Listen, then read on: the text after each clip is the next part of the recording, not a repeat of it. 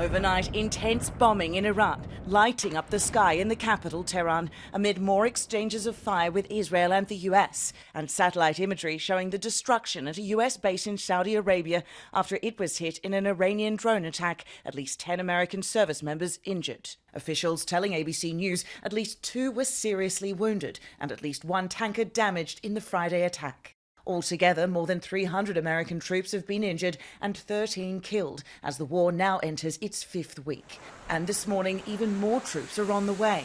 Multiple US officials telling ABC News a 3rd US aircraft carrier, the USS George H.W. Bush, is heading to the Middle East.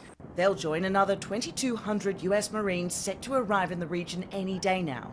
And with up to 1,500 paratroopers preparing to deploy too, questions mounting as to whether a ground operation into Iran is imminent. But Secretary of State Marco Rubio speaking to G7 leaders in France on Friday, saying the US can reach its goals without putting boots on the ground.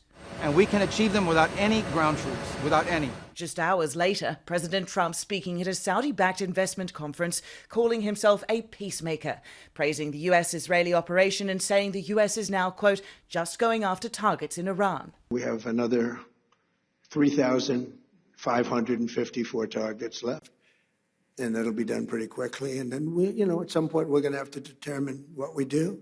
Overnight, Iran reporting more strikes on its nuclear facilities and steel factories.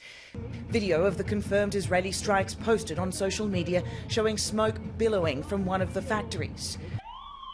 Just hours later, Iran launching a fresh wave of retaliatory strikes on Israel. Video circulating online showing the moment of a missile impact in Tel Aviv. At least 1 person killed, a man in his 60s, and multiple others injured. While the death toll inside Iran climbs to at least 1,900.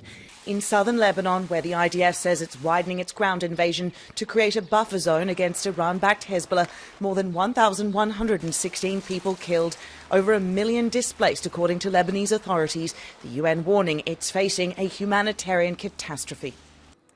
And with the Iran-backed Houthis now joining the war, launching missiles towards Israel from Yemen, there are fears of this conflict expanding. That's despite Special Envoy Steve Witkoff saying that the US is hopeful of having meetings with Iran this week. Britt Clennett, ABC News, Tel Aviv.